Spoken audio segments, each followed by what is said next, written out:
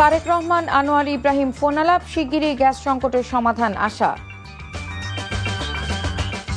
রাষ্ট্রপতির দায়িত্ব নিয়ে বঙ্গভবনে হাফিজউদ্দিন, রাষ্ট্রপতি নির্বাচন নিয়ে স্পিকার সিইসি বৈঠক।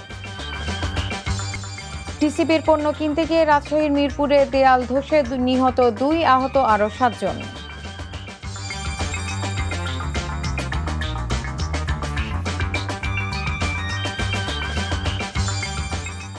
আসসালামু আলাইকুম, নার্গিস মজিদ লিমা স্বাগত জানাচ্ছি এনটিভির মধ্যরাতের খবরে। দেখছিলেন আই গ্যাস ইউনাইটেড শিরোনাম, এবার পুরো খবর।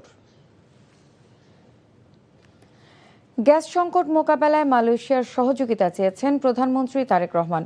বিদ্যুৎ, জ্বালানি ও খনিজ সম্পদ প্রতিমন্ত্রী এমনটা জানিয়েছেন। আর শিগগিরই সংকট কেটে যাবে বলে জানিয়েছেন প্রধানমন্ত্রীর তথ্য বিষয়ক উপদেষ্টা। এদিকে সরবরাহ স্বাভাবিক না হওয়ায় রাজধানী সহ দেশের বিভিন্ন এলাকায় চলছে তীব্র গ্যাস সংকট। ফিলিং স্টেশনগুলোতেও মিলছে না সিএনজি, আর বাসা বাড়িতে গ্যাসের চাপ কম। আবির আহমেদের রিপোর্ট। ভোরের আলো ফোটার আগেই রাজধানীর বিভিন্ন সিএনজি ফিলিং স্টেশনে শুরু হয় যানবাহনের দীর্ঘ সারি।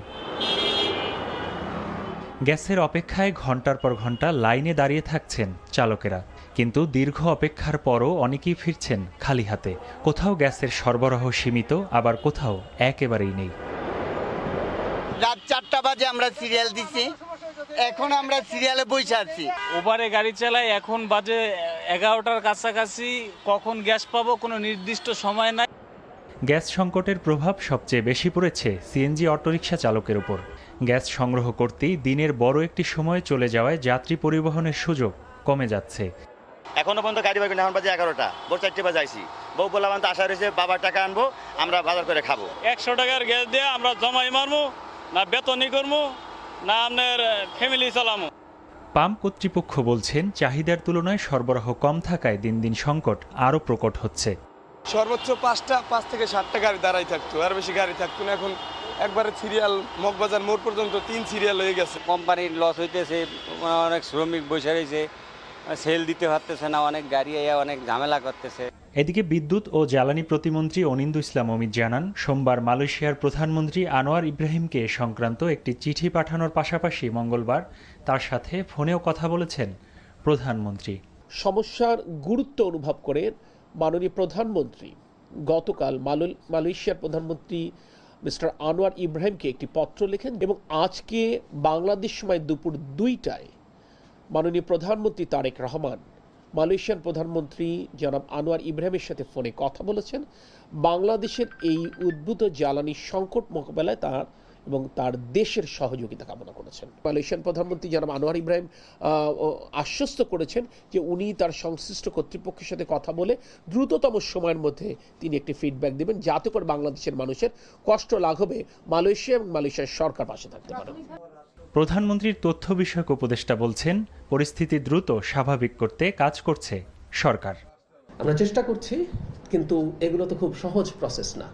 আপনি গ্যাস খুব খনন করে গ্যাস তোলা স্থলভাগে, আপনারা জানেন আমাদের অফশোরের গ্যাসের জন্য দরপত্র আহ্বান করে আমরা খুব দ্রুত দেওয়ার চেষ্টা করব, কিন্তু এটা দেওয়ার পরও বেশ কয়েক বছর লেগে যাবে সমুদ্রের গ্যাস তুলতে। বেশি এলএনজি আনার চেষ্টা করছি, ভোলার গ্যাস যতটা সম্ভব নিয়ে আসার চেষ্টা করছি। এগুলো করতে হবে, এগুলো করা না গেলে আসলে আমরা পিছিয়ে পড়ব। আবির আহমেদ, এনটিভি নিউজ, ঢাকা। দায়িত্ব গ্রহণের পর প্রথম দিন বঙ্গভবনে দাপ্তরিক কাজ করলেন ভারপ্রাপ্ত রাষ্ট্রপতি হাফিজউদ্দিন আহমদ। মঙ্গলবার সকাল 11টার কিছু সময় পর বঙ্গভবনে পৌঁছালে তাকে গার্ড অফ অনার প্রদান করা হয়। পরে ফুলের শুভেচ্ছায় তাকে বরণ করে নেন বঙ্গভবনের কর্মকর্তা কর্মচারীরা। এরপর বঙ্গভবনের ঊর্ধ্বতন কর্মকর্তাদের সঙ্গে সৌজন্য সাক্ষাৎ করেন ভারপ্রাপ্ত রাষ্ট্রপতি। সাক্ষাৎ শেষে দাপ্তরিক কার্যক্রমে অংশ নেওয়ার পাশাপাশি প্রয়োজনীয় নথিতে স্বাক্ষর করেন তিনি। পরে দরবার হল সহ বঙ্গভবনের বিভিন্ন স্থাপনা পরিদর্শন করেন তিনি। সবশেষে জোহরের নামাজ আদায় শেষে দুপুরে বঙ্গভবন ত্যাগ করেন রাষ্ট্রপতির দায়িত্বে থাকা স্পিকার। এর আগে গত 24 জুলাই রাষ্ট্রপতির দায়িত্ব গ্রহণ করেন হাফিজউদ্দিন আহমেদ। রাষ্ট্রপতি মোহাম্মদ শাহাবুদ্দিনের পদত্যাগের পর সংবিধানের 54 অনুচ্ছেদ অনুযায়ী জাতীয় সংসদের স্পিকার এ দায়িত্বভার গ্রহণ করেন। হবিগঞ্জে জাতীয় নাগরিক পার্টি এনসিপির পদযাত্রায় দলের শীর্ষ নেতাদের উপর হামলার প্রতিবাদে রাজধানী সহ দেশের বিভিন্ন স্থানে বিক্ষোভ করেছে দলটির নেতাকর্মীরা। হামলার প্রতিবাদে বুধবার সারা দেশে বিক্ষোভ কর্মসূচির ডাক দিয়েছে এনসিপি। দলটির দপ্তর সেলের সদস্য ফারজানার স্বাক্ষরিত বার্তায় এই নির্দেশনা দেওয়া হয়। এতে এনসিপির উত্তরাঞ্চলের মুখ্য সংগঠক সার্জিস আলম, দলের মুখ্য সমন্বয়ক নাসিরউদ্দিন পাটোয়ারির গাড়ি বহরে হামলার তীব্র নিন্দা জানানো হয়। এদিকে হামলার প্রতিবাদে রাজধানী ছাড়াও হবিগঞ্জ, খুলনা, রাজশাহী সহ দেশের বিভিন্ন স্থানে তাৎক্ষণিক বিক্ষোভ মিছিল বের করে এনসিপি নেতাকর্মীরা।